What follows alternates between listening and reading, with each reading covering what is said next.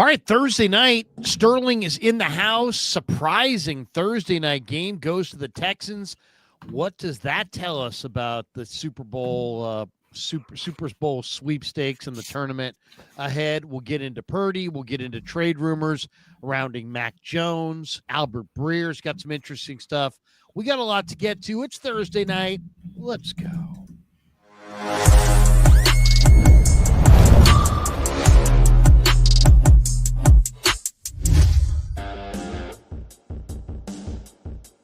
Off and running Thursday night on the Krug Show. Hope everybody's having a great one. Welcome. It is Thursday, November the 20th, 2025. Happy birthday to my wife before we get moving. I don't drop that in there.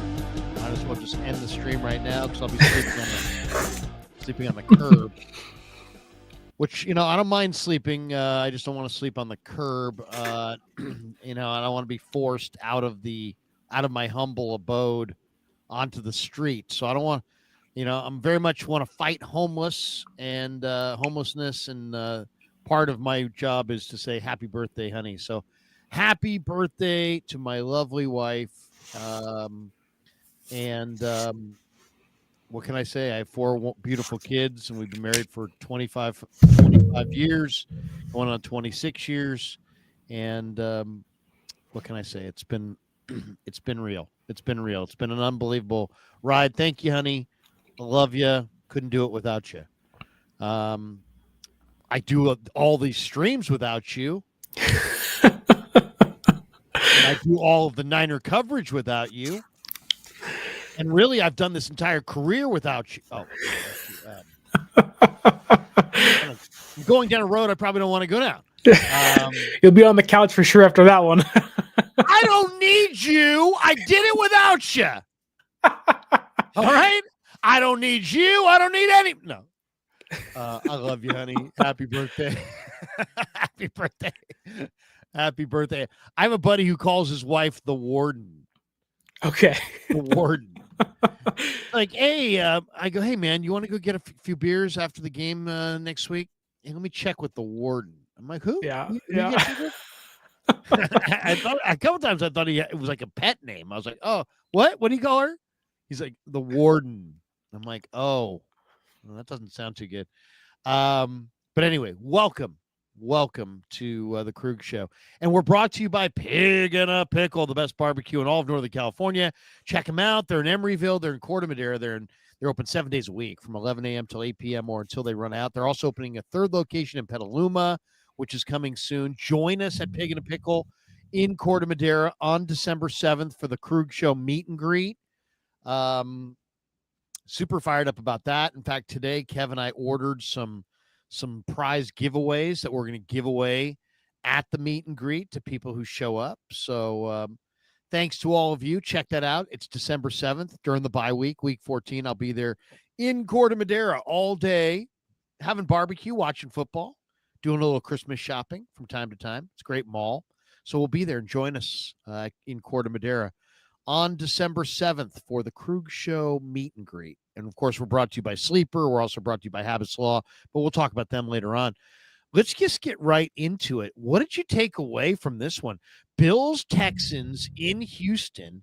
Bills had an early lead, and then the Texans came back, and the Texans win it 23-19. Davis Mills outguns Josh Allen. The Texans and their killer defense. Oh, my God. Sterling, this defense. They had 8 sacks and 12 hits of Josh Allen. It's the most times Josh Allen has ever been sacked in a game. They just were all over him. Will Anderson, 2 sacks. Daniil Hunter, 2 sacks. Henry Toa had a sack. Tim Settle had a sack. Derek Barnett had a sack. Mario Edwards had a half a sack. I mean, they were flying at the quarterback tonight. 8 sacks, 12 hits on the quarterback. So that's Houston. And then Buffalo, my takeaway on this thing is that Buffalo, since they lost Ed Oliver, doesn't look all that good. Have you noticed that? Well, go Yeah. look at Buffalo. I think it was 3 weeks ago they lost Ed Oliver. So they did beat the Bucks last week, but they lost to the Dolphins 30-13 in Miami. I think he went out in that Chiefs game, or maybe it was the Panthers game. But they lose Ed Oliver. He's their best defensive player, and they don't look anything like they did before. Give me your takeaway on this one tonight. I just think it shows you that a great pass rush nullifies an elite quarterback at times. And that may change come playoff time for Buffalo if they can get there. But the Houston Texans are 6-5. They're alive and well. They're feeling good. The defense is probably the best in football by a wide margin. They have the two best pass rushers in football, Will Anderson and Daniil Hunter on each side, anchoring down the defensive line. If they can get CJ Stroud back, I would not be shocked to hear the Houston Texans beating a team in the first round. That's how good they can be. They have a great head coach, or at least a good head coach. Man, it just feels like that the Texans are a team that we shouldn't be sleeping on. They're a team ready to go, and they're going to be a darn good team and a hard team to beat if they can get to the playoffs this year. Buffalo went 0 for 2 on trips to the red zone. That's not -3 in turnovers. I mean, my takeaway on this thing is that if you're the 49ers, you should look at this game. Not that the 49ers can put the kind of defensive effort together that Houston can, because they can't. Houston has a great pass rush. The Niners have none. So it's, people would say it's a terrible comparison. But I think this is a good comparison from the standpoint of the better team can get beat if you're -3 in turnovers. Buffalo's the better team. Buffalo's 7-4, even with the loss. Houston is 6-5, even with the win. But Houston was +3 in turnovers. And +3 in turnovers wins most of the time in the NFL. Does this game make you look differently at San Francisco's loss to Houston early in the season? I think it makes it look a lot better, in my opinion. Well, I mean, I knew that their defense was really, really good. I mean, so I didn't need them to shut down Josh Allen to show me that.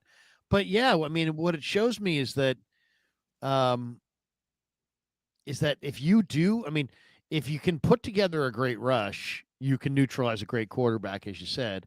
But I think it also showed me that, if you can get turnovers, anything can happen. Anything can happen. I think that would be my takeaway. Because, Daniil Hunter and Will Anderson, those guys don't wear Niner uniforms. You know what I mean? If those guys wore Niner uniforms, and I'd be like, yeah, Niners can do what the Texans did, but they can't. But what they can do is get turnovers potentially. Now, it usually helps to speed up the quarterback, but it's not always the case. Yeah.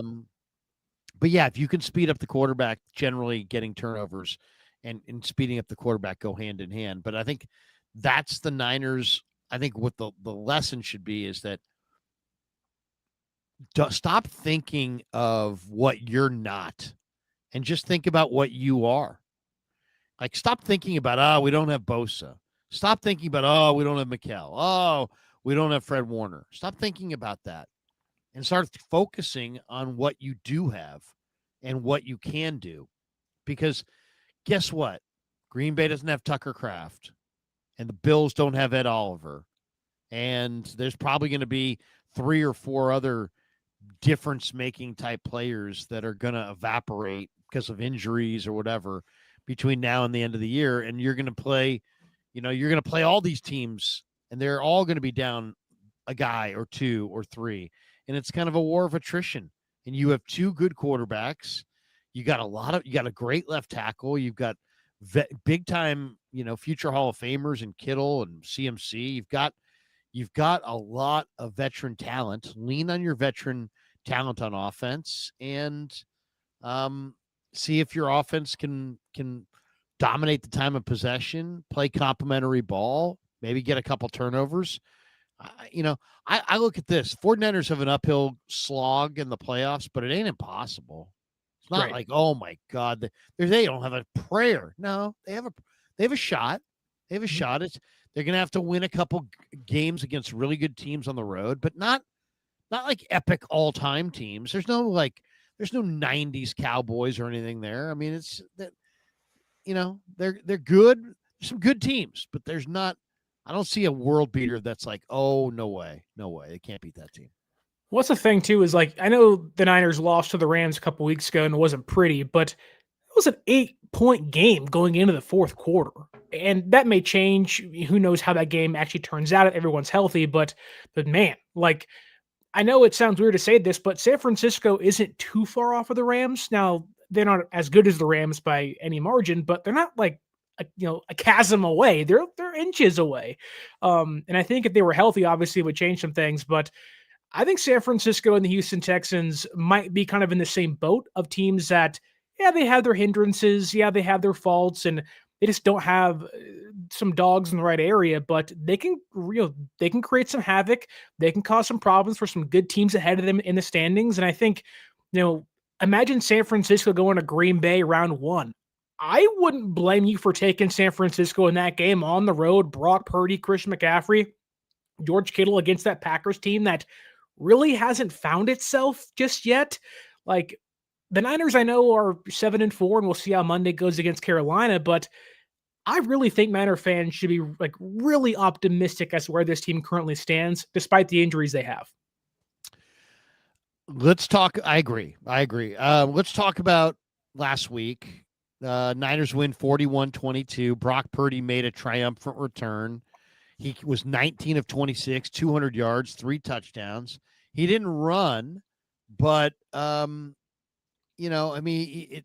he moved around well in the pocket. He didn't look like he wanted to run, but the Cardinals were really bad. They had 17 penalties, and Purdy was good enough, and he made some amazing plays. He changed some plays at the line of scrimmage and found Kittle for a touchdown. He kind of showed that he knows this offense better than Mac Jones and better than the other quarterbacks. And there's things that he can do at the line of scrimmage that those guys really can't at this point. What was your takeaway from Purdy's performance last week?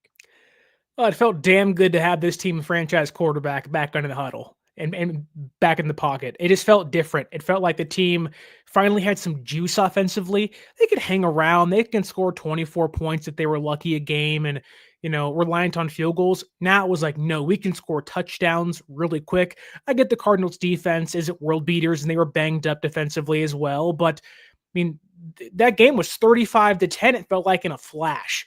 It was like, oh my goodness, like San Francisco is finally back. And I do have some concerns of Purdy's toe going forward. I think we all do. And mobility isn't 100% there just yet. But if you can move in the pocket a little bit and you're seeing the big time throws being made of Brock Purdy, it just felt like San Francisco's offense went from a team averaging 22 points a game to a team that can average 26, 27 by the end of the year simply because Brock Purdy's back in the fray. Pearsall had 1 catch for 0 yards, wasn't really a factor in that game. And it was just Purdy and Kittle and Purdy and CMC playing catch basically. And, that is a recipe for success 9 times out of 10. So I loved what I saw. Obviously, the toe will cause some hindrances for Purdy as the year goes on, and we'll see how, and hopefully he can stay healthy. But I mean, man, like sitting back in my chair with the coffee in my cup, sitting back like, oh, San Francisco feels like they may not be 100% back, but they're feeling like they might be a little bit back throughout the rest of the season. He looked really good. I mean, yeah.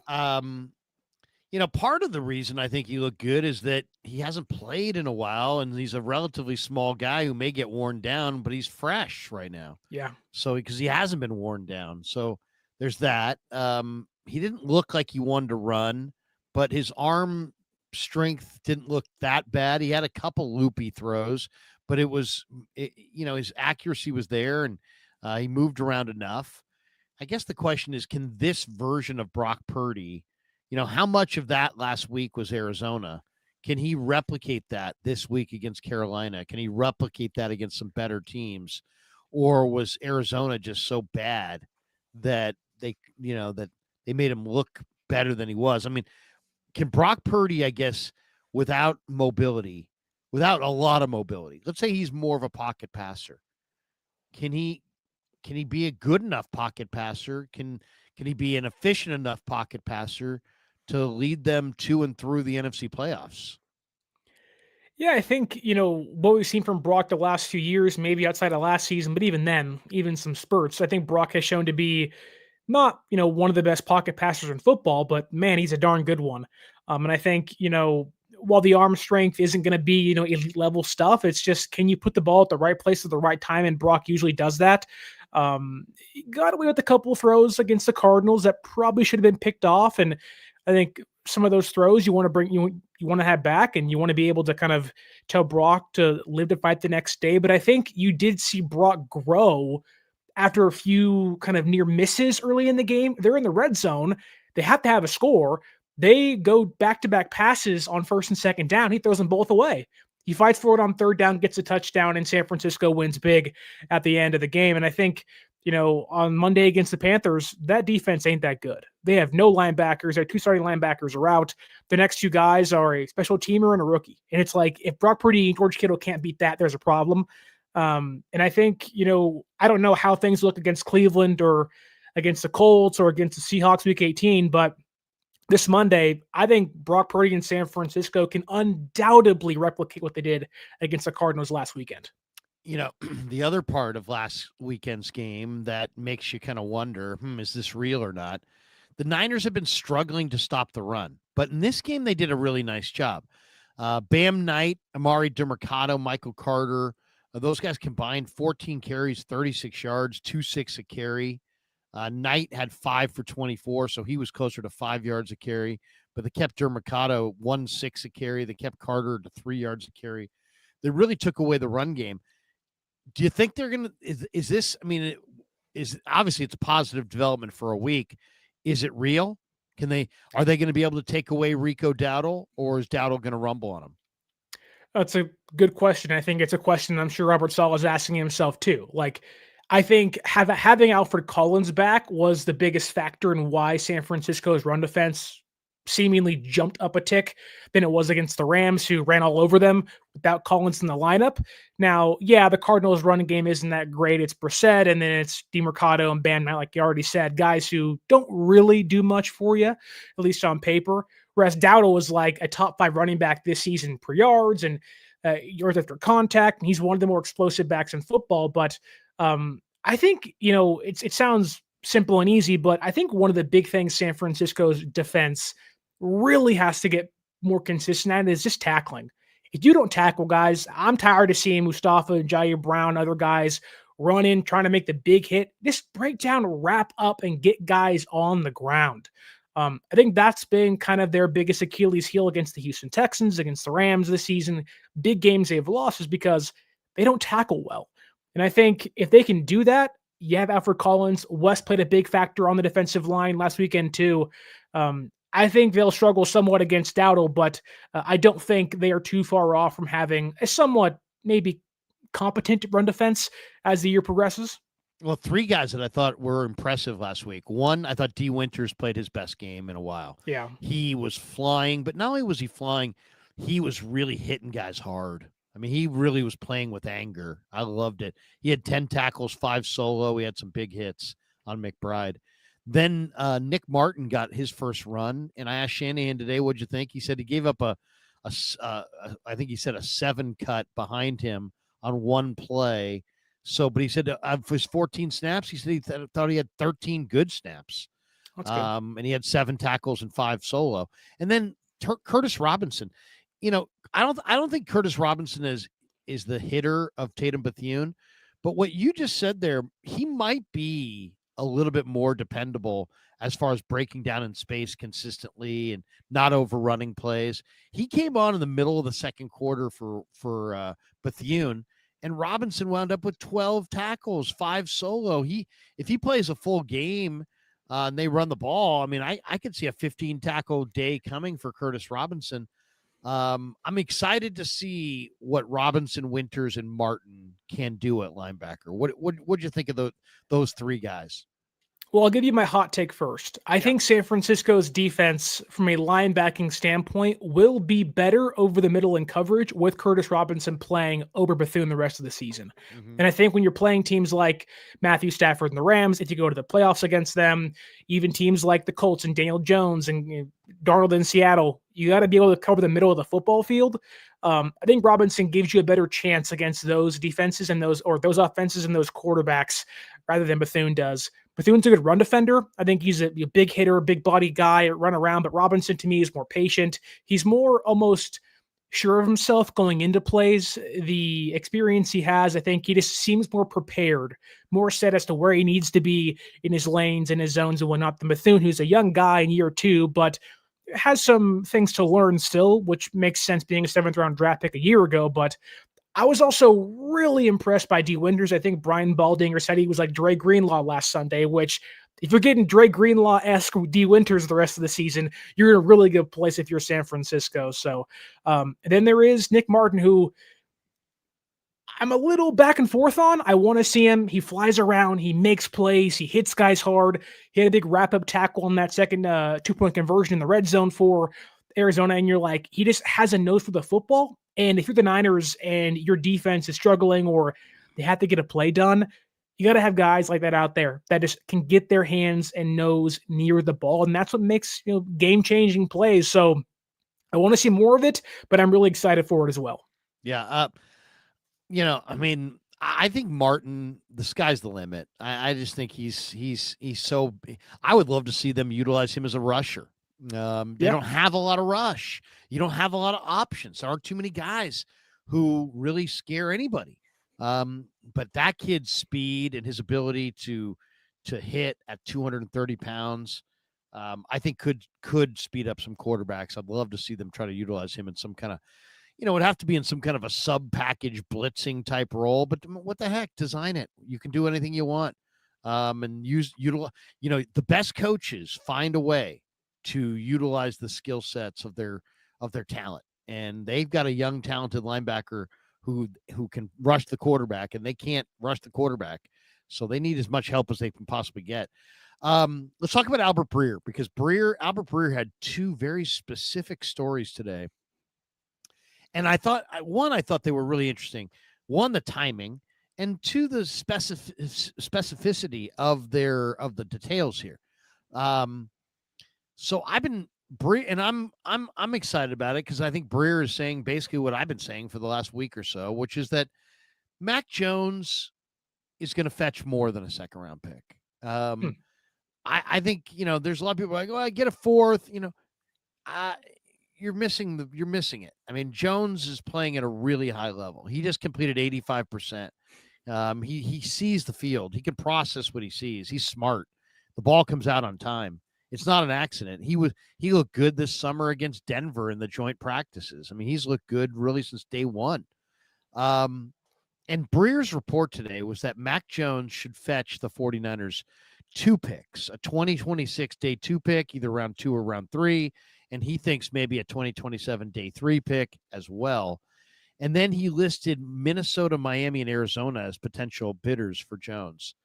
So I thought that was interesting. One, you have other teams, Jets, Raiders, and others that are looking for quarterbacks. He didn't name them. He said Minnesota, Miami, Arizona. So it makes me feel like maybe Breer did some kind of canvassing of the league. And maybe that's actually true. Maybe Minnesota, Miami, and Arizona would have interest. Arizona, of course, is in the division. Minnesota's in the conference. I don't know if I would be in a rush to be giving a team that has Jordan Addison and Justin Jefferson a good pocket passer. So what? Yeah. So they can score 40 while you score 30. Yeah, they can suffer with McCarthy for as long as they need to. Let's not help those guys out at all. I might, the price tag might be a little bit higher for Minnesota and Arizona than it would be for Miami, but I do think it's accurate. My instincts tell me they're going to get more than a 2nd round pick or more than a day 2 pick. I think they're going to get multiple picks, maybe even a player in a second. I think Jones has better value than people are realizing. And I think it's also more of a down year for the quarterback, not a down year, but it's more of a speculative year for the quarterback prospects in the draft. Yeah.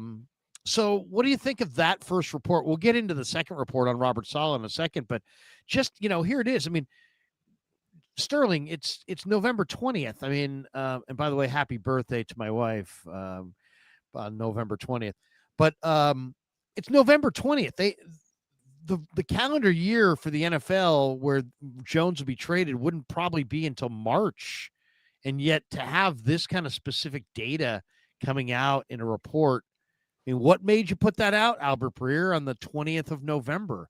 It's like it makes you feel like it's real intel, that he really got, and he's really sharing it with us. So, what do you think if that is indeed real? One, do you believe it's real? And two, what would you think if that were the case that these three teams have interest?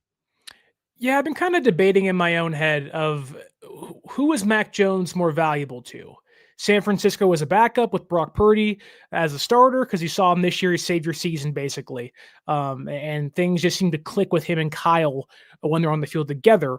Or is he more valuable to a team like the Pittsburgh Steelers, who have a 39-year-old quarterback in Aaron Rodgers, a team like the Jets, who clearly do not have a quarterback in Justin Fields whatsoever? And I don't really know the answer to that. The Dolphins feel like they're going to keep Tua for one more season. The Vikings, I mean, my goodness, McCarthy looks terrible out there, albeit really It's not early in his NFL. career still. No, he's just not ready by any means. And that is the debate because you can make the argument that Mac Jones on the trade market could fetch you a second round draft pick. Now, how high in the draft, I have no idea. Maybe it's a conditional third that can become a second if he plays and leads his next team to the playoffs. And I think that's certainly an option for them. Because this quarterback draft class, it's like you said, speculative, but even then, like it may be one guy in the first round. And if that guy goes at 5 or 10, you got six teams still looking for a quarterback by the end of the draft, and Mac Jones becomes maybe the best guy available for you. But if I'm San Francisco, knowing I have him under contract and knowing that I might need him, you can drive the hard bargain. You can play some hardball and really get what you need from the guy. I could see maybe San Francisco getting a 5th round pick this year and a 2nd round pick in 2 years, where to other teams, if Mac Jones is there, it isn't that much value for them. And, they can kind of make things work. But if you're the 49ers, the big question is, who is Mac Jones more valuable to, you or an opposing team? And I'm not sure what the answer is just yet. Yeah, and I would say as well, before you start making too many plans, let's see how this movie ends. You know what I'm saying? Because the one thing we know about Brock Purdy, or two things we know about Brock Purdy. One, he's got some form of a turf toe related type injury and is not moving as well as he has moved. And two, he's a super competitive guy. He's not going to throw the ball 3 times into the turf and jog off the field if the Niners get to the playoffs. He's going to hold the ball, try to make plays, try to squeeze it into tight windows. He's going to go out there and try to win the game. And I wouldn't expect anything less. But in the process of not being mobile and being hell-bent to win the game, he could suffer another injury. So I'm just saying, it's like, right now, it's he's healthy, but this season could end. And, everybody's looking at Jones as, extra. Oh, you don't need him. You may need him. You might, depending on how this year ends. And I do think it's interesting too that, you've got some teams there. You got multiple teams that most likely have interest in Jones.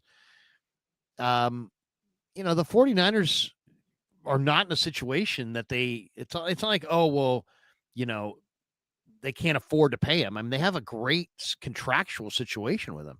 $7 million is a phenomenal price tag for a backup quarterback. And after he saved your bacon this year, I mean, what if the Niners go on and either, maybe they don't win the Super Bowl. Well, let's say they go on a run here.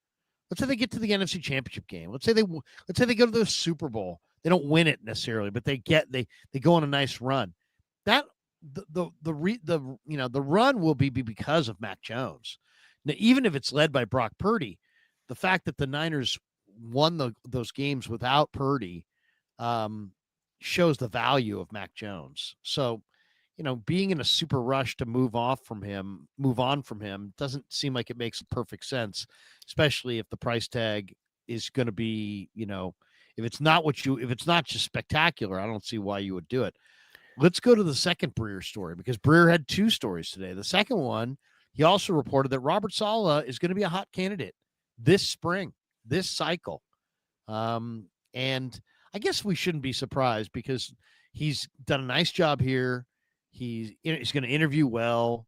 Lots of teams want to have some combination of this offense and a good defensive coach, he kind of provides that. He checks both boxes.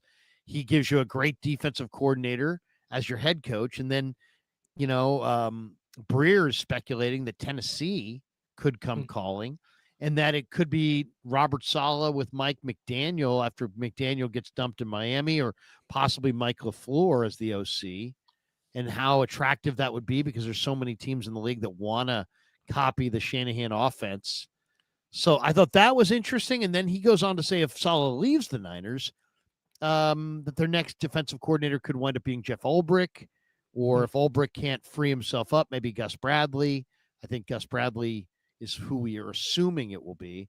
Yeah. What do you think of those reports surrounding Saleh? I mean, I think a lot of people were like, and I was one of them, thinking, you know what, it might take him 2 or 3 years to actually get another opportunity to be a head coach, but it doesn't sound like it. It sounds like he may get one this year because of his ability to attract a Shanahan type offensive mind to come with him as the OC.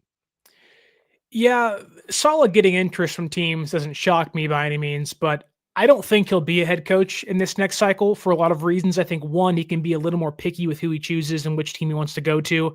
I don't like Saleh doesn't strike me as a guy that wants to go coach Cam Ward in Tennessee. Maybe that's just me. The roster's kind of in shambles still. They have some pieces, but they're 3 or 4 years away, which maybe he doesn't want to do that. I don't know. I can also see if the Raiders fire Pete Carroll. Like, they're terrible. They're a terrible team. And he may say, hey, let's go in there and let's just kind of start shredding this roster apart and let's keep some pieces that I like and let's move forward with that. But then you have teams like the Giants, and would you want to go back there? I don't know. Lane Kiffin feels like he may be a shoo-in for that job if he actually leaves Ole Miss, which the reporting seems like he might. But Saleh's a great coordinator. I think, he has every right to be picky after what happened with the Jets and trying to find the right ownership group, which maybe Las Vegas isn't that for him, which it wouldn't shock me either if that was the case. But I really think he needs to find the right place for him. The next head coaching gig he gets might be his last. And you have to be really picky. If that fails and you pick the wrong place, well, you may be a coordinator for the rest of your life like Steve Spagnuolo is, which is never a bad gig, but you may want to be a head coach and the aspirations could die if that doesn't come to fruition. But the interest doesn't shock me. I think Saleh is a leader. I think guys can rally behind him. I think that Tennessee would make sense from a standpoint of, hey, we got a young team and a defense that really needs some help, but what about Cincinnati? Like, is Zach Taylor on the hot seat? Maybe he should be. Burrow's in place. Chase is in place. Higgins is in place. Chase Brown's already there. All they really got to do is fix the offensive line. You insert Saleh in there and he can fix the defense up. Man, I would want it to happen for San Francisco's sake, but Saleh in Cincinnati might be really fun to watch because his issue was never defense. It was always the offense. Couldn't find the quarterback. Couldn't find the offensive weapons. Those are already in place. And I think there might be some wiggle room there if the Bengals don't go to the playoffs and this team, which they are a disaster, continues. Zach Taylor might be fired as well, which Saleh and Cincy might be pretty fun. They never should have got rid of Lou Anarumo. I mean, Anarumo went to Indianapolis, and look at Indianapolis, and look at what Cincinnati has been this year. Of course, they haven't had Burrow, but Burrow is coming back.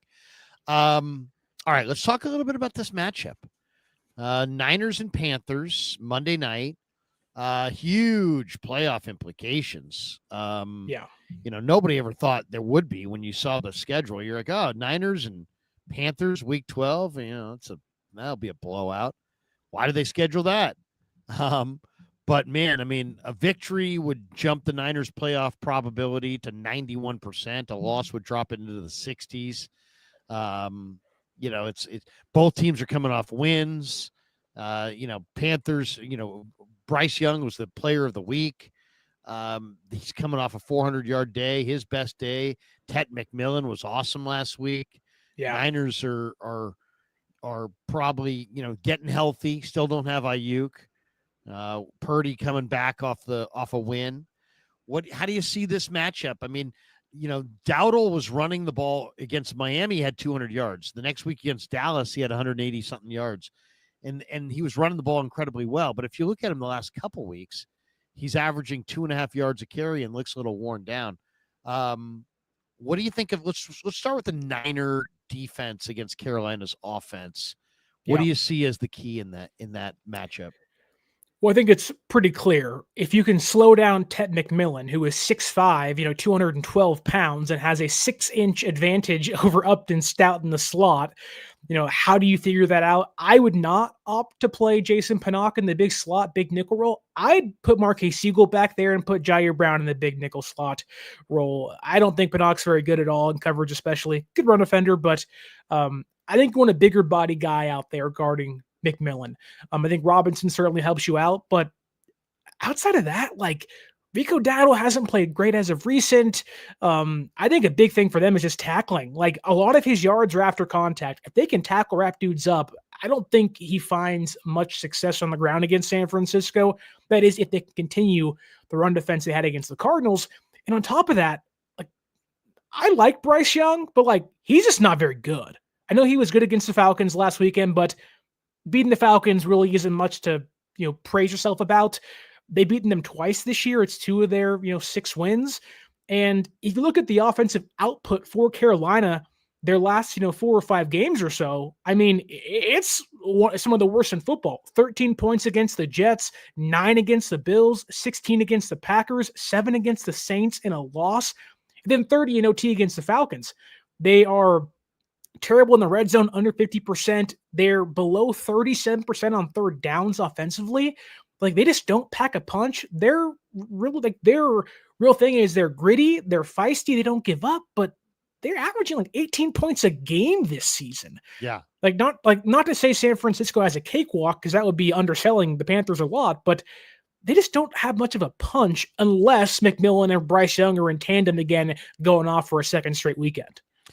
Well, and McMillan this was his greatest game this last game. He was really used a lot. If you looked at his usage against Atlanta, 13 snaps in the slot, and that's tied for his usage from weeks 9 and 10 combined. So they're using him more in the slot. The Panthers split slot snaps with their 2 boundary receivers, Leggett and McMillan. Both logged 13 slot snaps. Jalen Coker returned, and he manned the slot regularly. He had 26 snaps. But, now you got Upton Stout who's 5'8", against McMillan, who's 6'5". Yeah. I mean, is that – do you it's not fair. Yeah. Do you try to put a bigger body in there? That's going to be interesting. I mean, Lenore is great inside, and he's got more size. Do you try to match up Lenore on Tet McMillan? What do you think?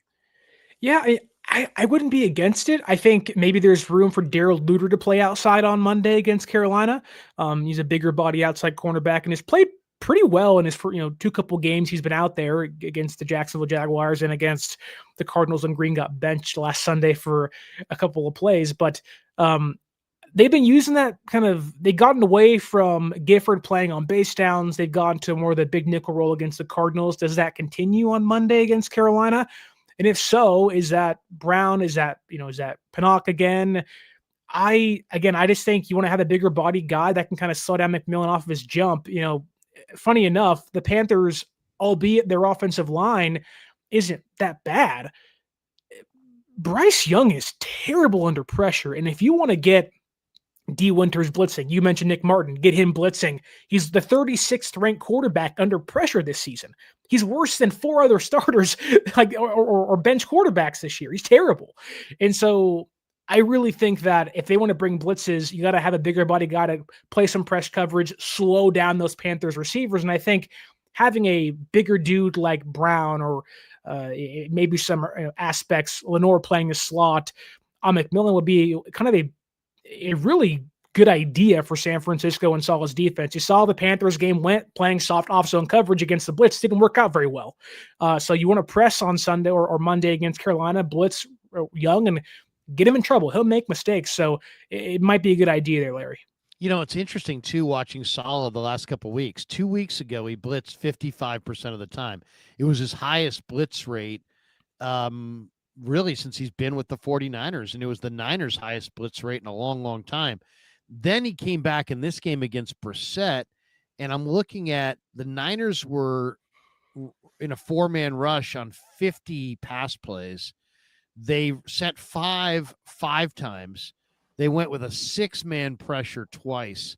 So they had 7 blitzes and 50 4-man rushes. He blitzed a whole lot less in this game than Yeah. he did the week before. I may have to ask him about that tomorrow. What do you think? I mean, would you? I mean, against the Rams, I guess he felt like he had no choice. He had to just do what he could do against Stafford. But what do you make of that? I mean, do you think he found a template of how he's going to go forward in this last game against Arizona? Do you think the Niners are going to try to get by despite having no Bosa, no McKell, not getting a lot of push up front? You think they're going to try to get by without blitzing? I don't know if they can on Monday against the Panthers. Against Brissett without Marvin Harrison Jr., maybe you feel okay without Zay Jones playing, maybe some off-zone coverage and allowing him to eat you alive for 500 yards on like 65 attempts and saying, good luck, we're going to score 35 points and let you do your thing, and it's going to be no harm, no foul. But there are two interesting stats that go kind of against Bryce Young and not wanting to blitz him. I think you need to blitz him. He's the second worst graded passer against the blitz this season. He's the 11th most pressured quarterback because he holds the ball for too long this season.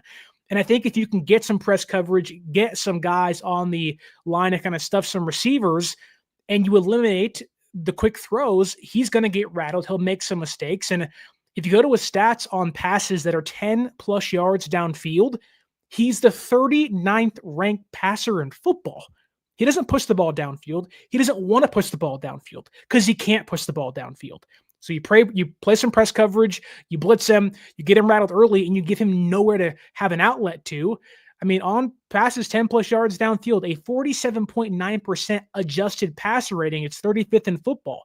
He has a 33.8 accurate rate. That's 40th in football. And he has the 7th or 6th most turnover-worthy plays on passes 10 plus yards downfield. Blitz him, play press coverage, and take away all the outlets. It's easier said than done, but I think you want to help this secondary out. You want to get guys home and rattle a young quarterback that hasn't really found it yet. You blitz a lot, I think, on Monday. Should be something that I think is going to be one of the angles to watch for. I think you're right. I think you're going to see probably a lot more blitz in this game than you saw last week against Brissett. And it makes sense. Brissett's, a veteran. He's seen more. He's probably not going to be hurried up by the blitz, where a guy like Bryce Young, he might speed it up quite a bit against the blitz and maybe speed him into making some mistakes. We should tell people 49er football season is presented by Sleeper, the fastest growing fantasy platform in the world. It's a one-stop shop. You get blazing fast news, real-time stats, group chat, season-long leagues, and of course, Sleeper picks for daily fantasy. Use promo code Larry. Sleeper will match your first deposit up to $100. Links in the description. Terms and conditions do apply. And thanks to Sleeper for being a proud sponsor of the Krug Show. And we should probably put that up there for people to see. And there it is. You get a $100 deposit match up to $100. Use code Larry, Larry. Thanks to Sleeper for being a proud sponsor of the Krug Show. Also, thanks to Sharp Corners Sports Cards and Collectibles. They are one of our sponsors as well. They are at 205 Cypress Avenue in Pacific Grove, California, on the Monterey Peninsula. Anthony Catania is at 831-521-5264. And we should tell you, anybody who says they know me and references the Krug Show with Anthony Catania, you get free shipping on all of your sports collectibles now through the end of the 2025 calendar year. So you order a Buffalo Bills autographed Josh Allen helmet, and you get it sent to you from Northern California to Buffalo, and it costs X number of dollars for shipping. You're not paying that. Anthony Catania is instead. So thanks to Anthony Catania for being a proud sponsor of the Krug Show, and thanks to Sharp Corners Sports Cards and Collectibles. All right, let's get into a couple other things before we get out of here. One, what do you think of, as far as the 49ers in the conference, when you look at these teams, like if I said to you the team to beat in the NFC right now, is it, do you just look at it and just say, yeah, it's Philly. They're the world champs, and until proven otherwise, they just beat Detroit. Detroit, I thought really looked, like they're struggling a little bit. Tampa has got some talent. The Rams look good. The Seahawks look good. Um, everybody else kind of doesn't look good. I mean, the Bears are still alive, and Ben Johnson's done some good things there, but Green Bay's dangling. Detroit doesn't look quite the same. How do you see the NFC? Do you see it as, man, it's wide open, it's anybody's ball game, or it's Phillies to lose? How do you see the NFC? I think there is truly only one elite quarterback playing in the NFC, and his name is Matthew Stafford. And I think they're the team to beat. I think the NFC is the Rams to lose this season. Obviously, their defense maybe isn't up to par with Philadelphia's, but Philly has offensive issues. I don't think they can score 35 points a game, whereas the Rams, I think, probably could, if you're being honest with each other.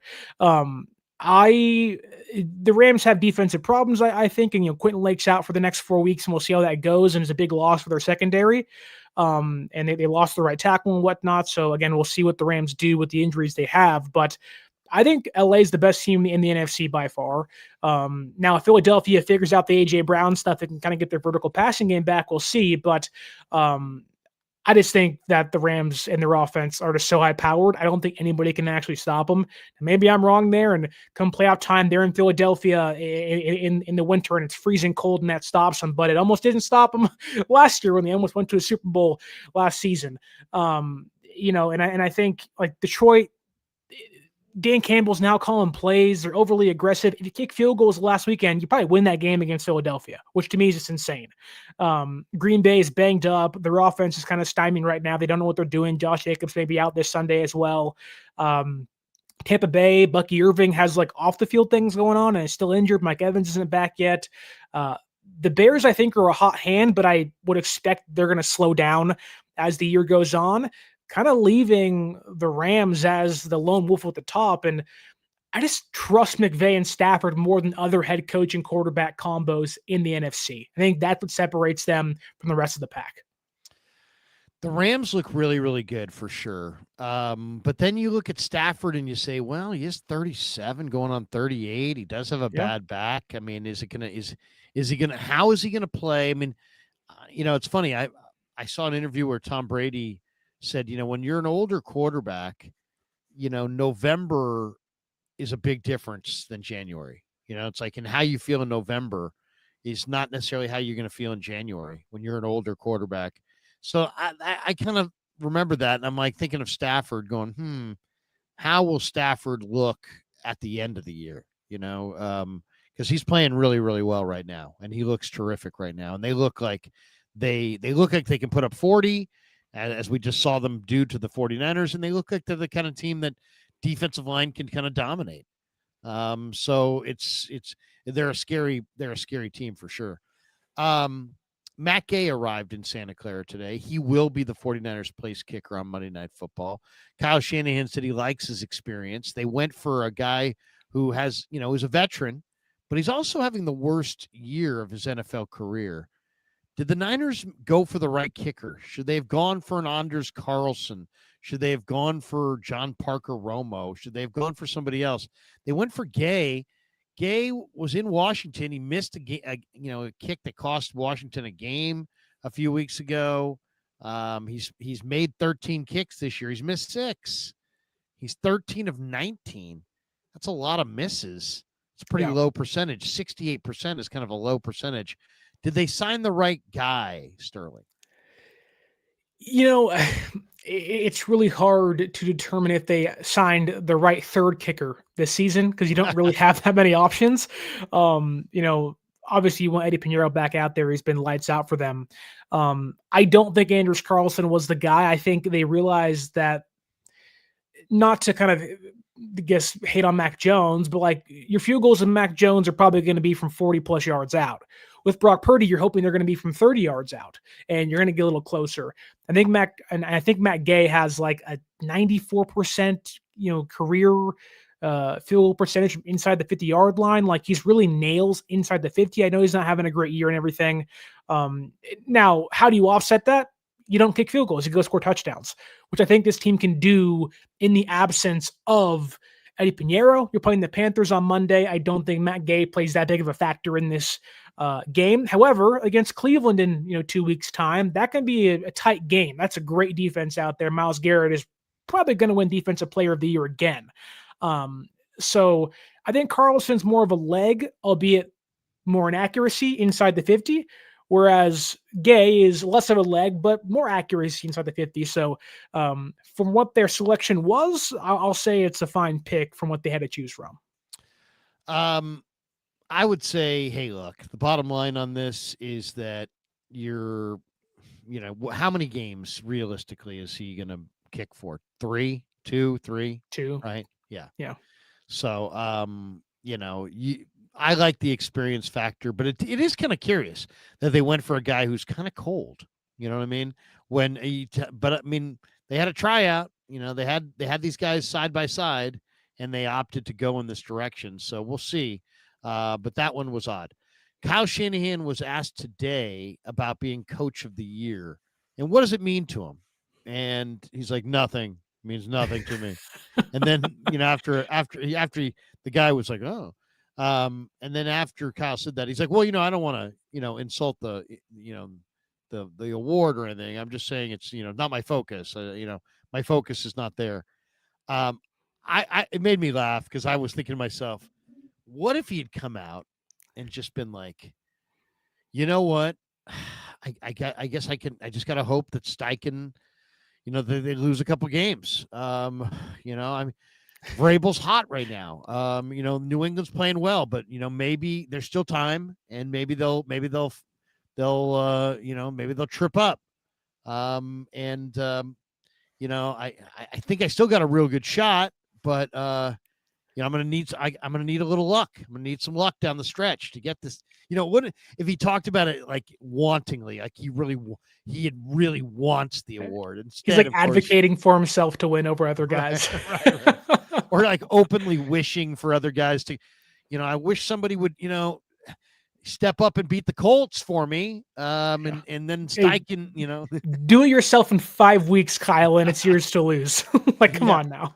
But what do you think? Who would you give your coach of the year vote to? Does Kyle Shanahan deserve to be the coach of the year or not? The 49ers had a bunch of players that they could have re-signed that they chose not to re-sign. It's like, are you a better coach? Are you a better coach of the year candidate because you allowed your players to walk away to other teams in free agency?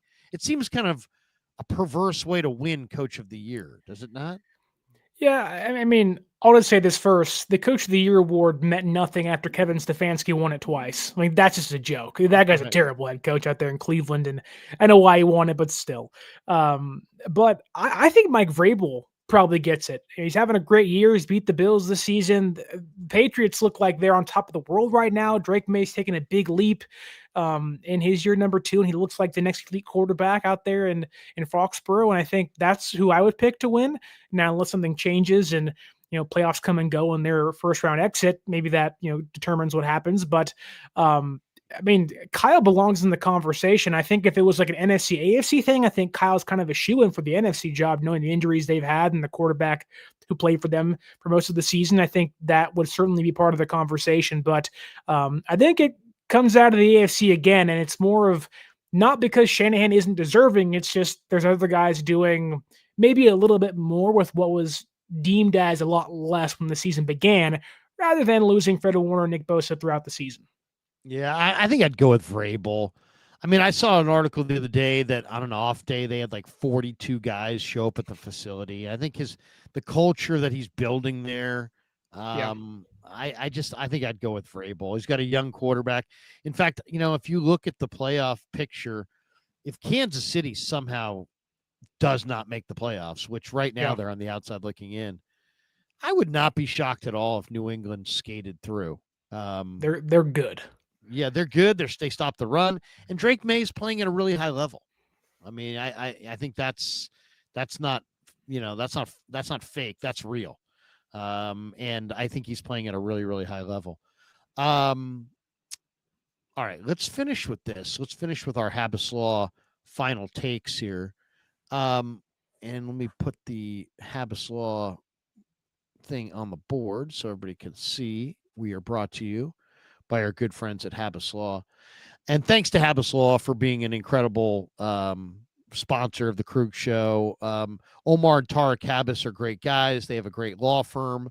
When you get into a tough spot, you need a great lawyer, that's for sure. And that's what you get at Habas Law. They're fantastic attorneys. If you're in need of someone in your corner, call the firm the insurance companies hope you never call. Habas Law, they'll fight to make it right. Visit habaslaw.com on the web. And thanks to Habas Law for being a proud sponsor of the Krug Show. Also, I'm very proud to be associated with Habas Law for how rooted they are in the community. We talked about this quite a bit over the last couple of weeks, but I love, Habas Law has a number of different initiatives that they get behind throughout the calendar year and show their support,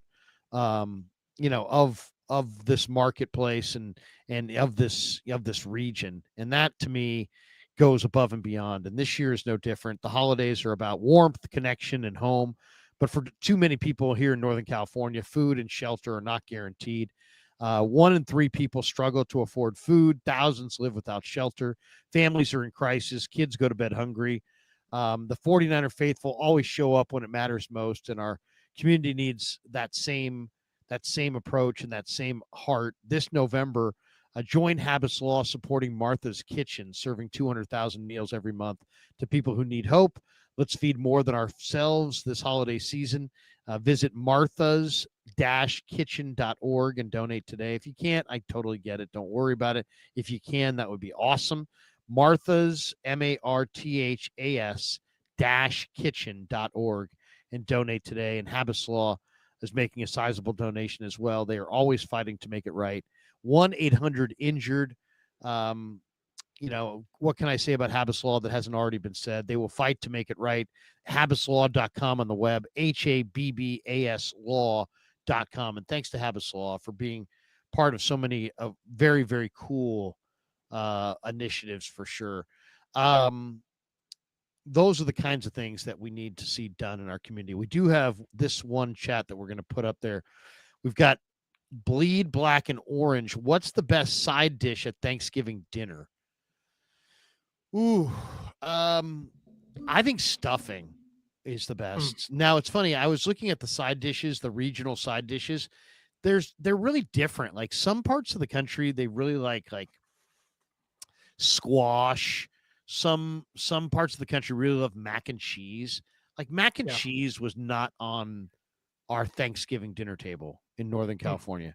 We didn't have mac and cheese. We had turkey, stuffing, mashed potatoes, cranberry, sweet potatoes, usually some form of a green salad, and then my mom, like when we were kids, used to put together like a kind of like a cranberry with like a orange zest, kind of a Jello mold type thing. It was like a okay.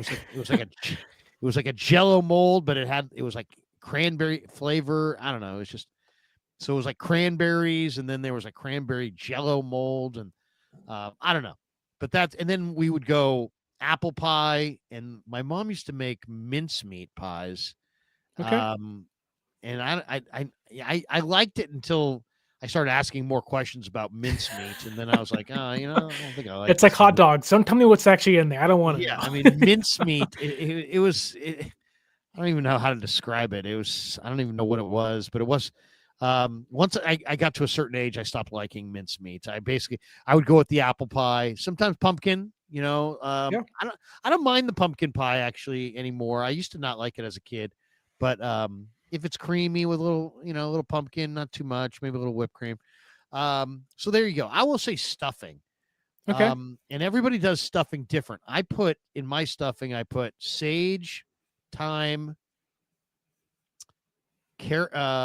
celery, onions, sourdough bread generally, cranberries, and then I'll usually brown up a whole thing of like Italian sausage and like kind of bury some Italian sausage in there as well. Okay. So that's Yeah. what that's what I'm doing. I'd say stuffing. What is your favorite side dish of Thanksgiving? We usually do dressing, not stuffing, so it's not in the turkey, it's just out of it What's the basically. difference? It's like so you don't put it in the turkey when it's like baking. It's all outside of the turkey. It's, you get the dark meat of the turkey, you get the cornbread, you mix all together, celery and all the spices that come with it and everything. You don't put it But in the cavity. You cook it and Nope. what? And The- I don't put my stuffing in the turkey either. I Okay, don't. It's okay. not. It's just like cooked on the side. Yeah, Some people actually stuff the turkey with I the wouldn't do stuffing. that. I can't do that. It's a little too much for me. It's moist and everything, but I don't know. Yeah, I'm not. I don't know. What don't you like about it? I don't know. I just think like it being cooked inside the bird, which I get why you do it. It's, to get the juices and everything in there and the flavor profile, to its nth degree. But like, I don't know. I just don't like scooping it out of the turkey. It feels like a little weird to me. But I can tell you this: my mother, because I was actually born on Thanksgiving Day in 1996. Okay. So I ruined her Thanksgiving on that day, but made it special throughout the rest of the years. But she has come to make a pumpkin pie cheesecake throughout the years, and that thing is killer. Now it's gone in 10 seconds. You get one slice and it's all gone, but you savor it for as long as it's there. But in regards to side dishes, I think you just sign me up for some candied yams and let's just have a field day there. That is dessert, but it's somehow kind of healthier for you than maybe a pie might be. Okay, which is basically like sweet potatoes. Same Yeah, thing. it's Candy same yams thing. and sweet. Now, my wife's dad, and by the way, happy birthday to my wife today. Get it in all throughout the show. But my wife's dad will make his own infused cranberry vodka. Wow. And we do shots. Wow. And it's got like some cinnamon stick in there, and it's like Okay. it's powerful. It's like and it's like, 3 or 4 of these really thick cranberry vodka shots that he puts it in the freezer. He freezes it. So then it's, it's freezing cold, and you throw these down, I mean, I've been known to do like 3 or 4, maybe even 5 shots of the cranberry vodka. It's a crowd pleaser. It's an absolute crowd pleaser. Okay. So there you go. That is the great Marty does vodka shots.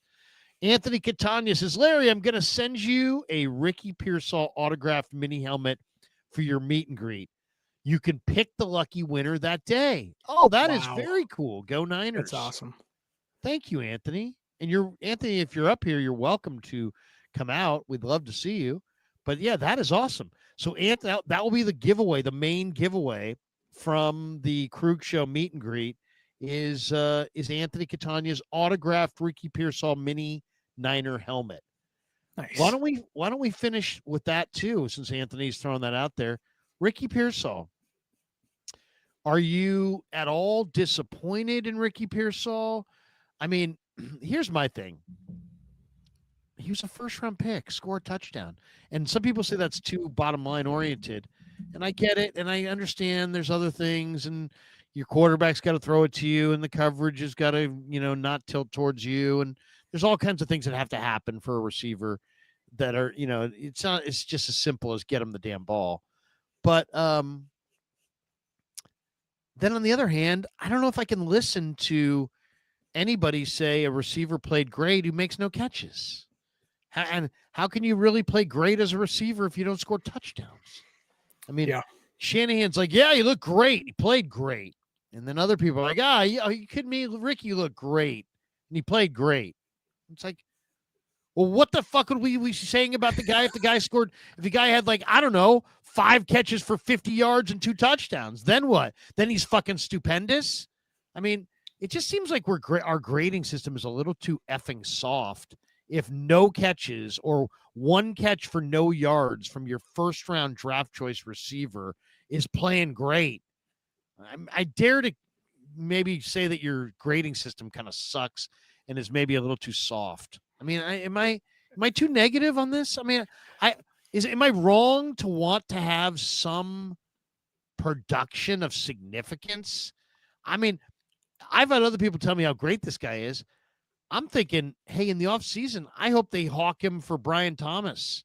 Send him back to, if he's from Central Florida, let him go back to Central Florida. I'd much rather have Brian Thomas than Ricky Pearsall in a second.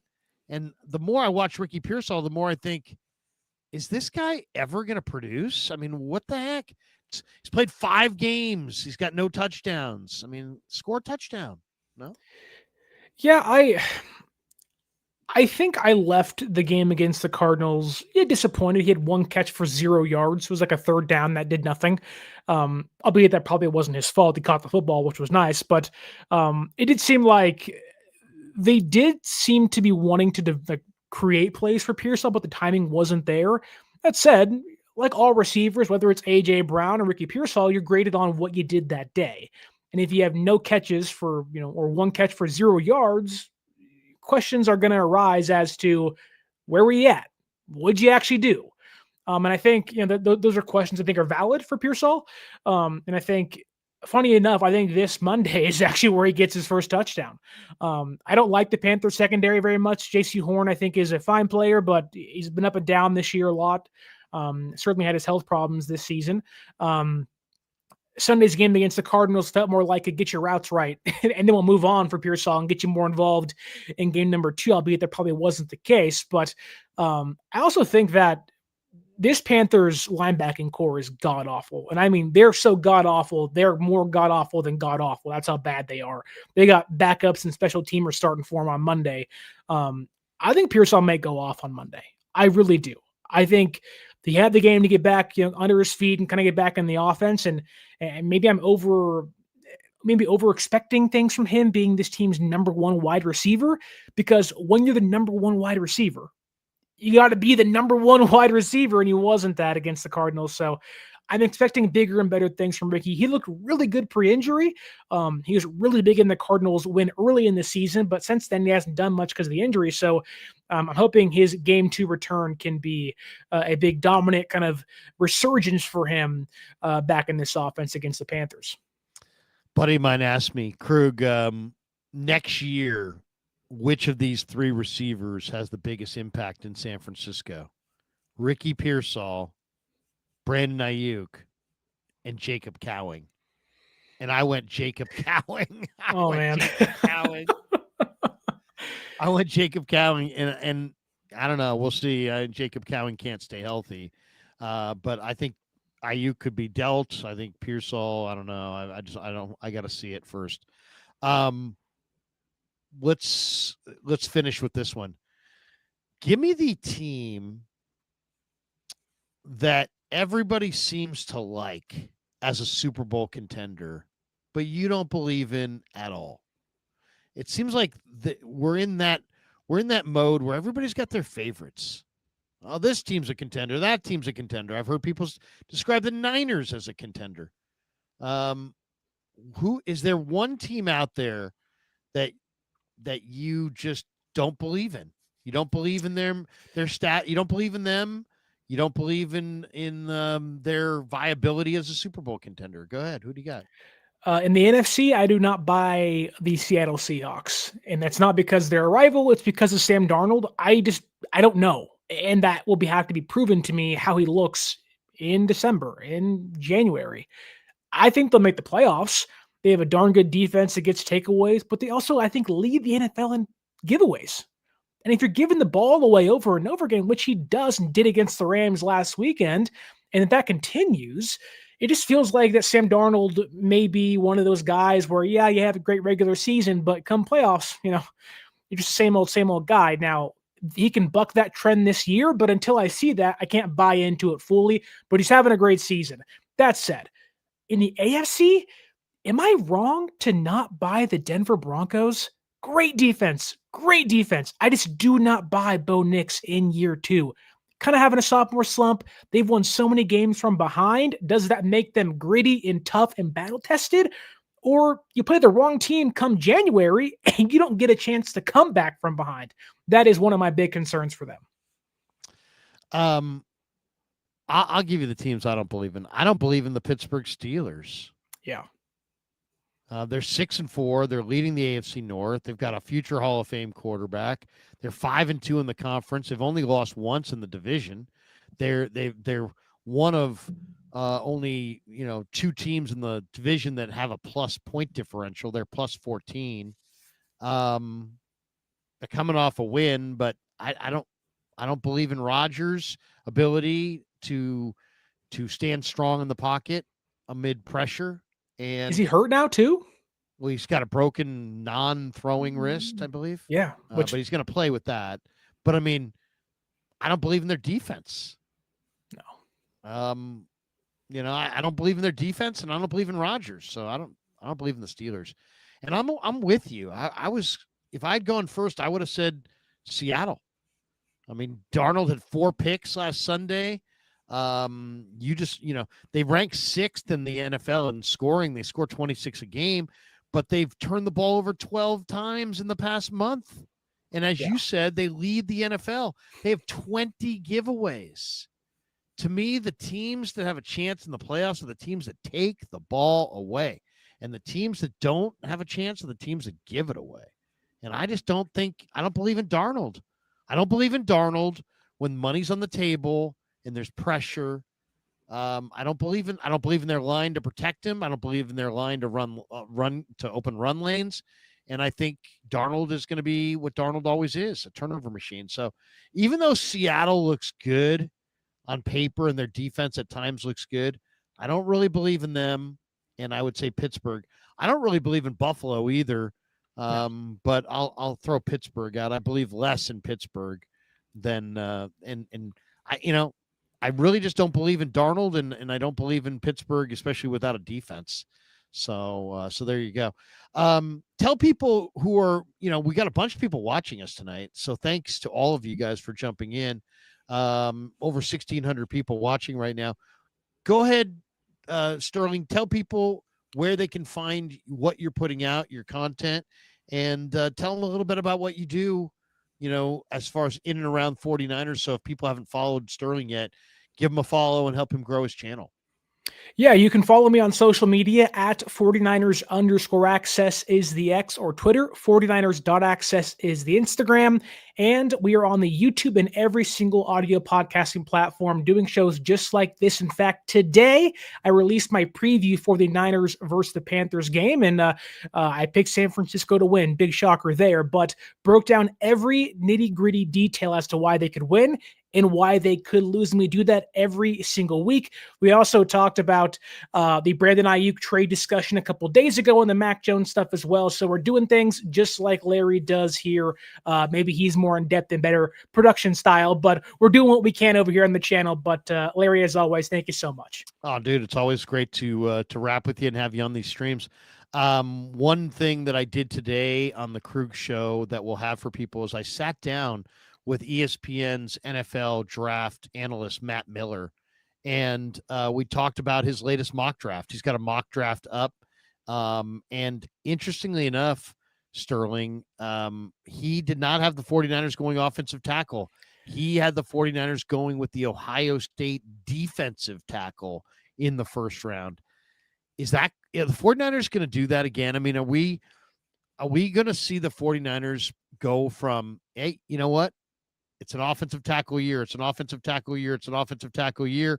But then wait a second, the draft rolls around in April and they do what they always do and go D-line. I know me and you have talked a lot about that first round pick should be marked for a tackle. I have, and I'm sure Matt has as well, and many others I'm sure have too. When you dive into this draft class, there may not be more than one first round tackle taken this year, which may bode well for San Francisco if that's the guy they want. But I think you get a defensive tackle in that room and you get Huff and Bosa and Michael back maybe, and you're like, oh my goodness, who cares about Walter Nolan? We can get to the quarterback whenever we want to. I would not be shocked, especially if Robert Saleh comes back. They go defense once again in that first round, which I know fans may not want to hear. I think Trent's coming back. Gavin McKivit's under contract for the next couple seasons. I don't think tackle is in that first round anymore, Larry. I think they're going defense once again. I think you're right. We'll see. Yeah, I do love the Notre Dame offensive tackle. He's a redshirt junior, but we'll see. I could see as we get closer that defensive tackle becomes the priority because they don't get a lot of pass rush out of their defensive tackles. It's really an important position for their defense. It's kind of, they tried for Hargrave to find that interior rusher. Didn't necessarily work out. I could see them going in the draft for a defensive tackle. I could see him going defensive tackle in round 1, maybe offensive tackle in round 2, something like that. But we shall see. I mean, that's something to look for sure. Anyway, I caught up today also in the Niner locker room with Bryce Huff, and we talked a little bit about his get off and how he developed it and why it's so important and why he didn't succeed in Philly, but he is succeeding here, and the differences in the scheme. So I thought he was very interesting. We'll put that out as well in the next 24 hours. So look for those things on the channel. Matt Miller and Bryce Huff stopping by.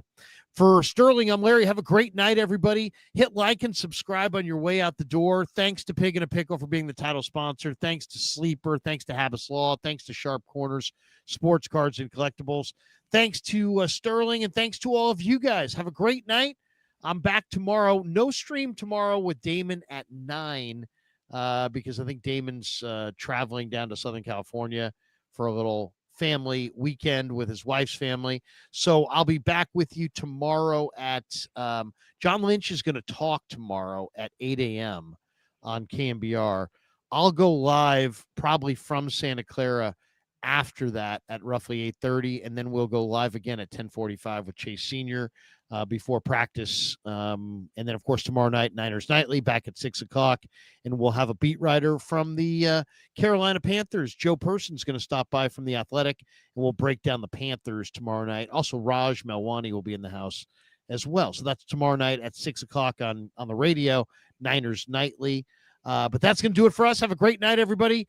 Thanks to Sterling. Thanks to all of you. Peace. Peace. Wait a second. You got to really, really get it going. Really, really, really. Peace. Yeah, never met a man I've been scared of. Careful, you gon' get exactly what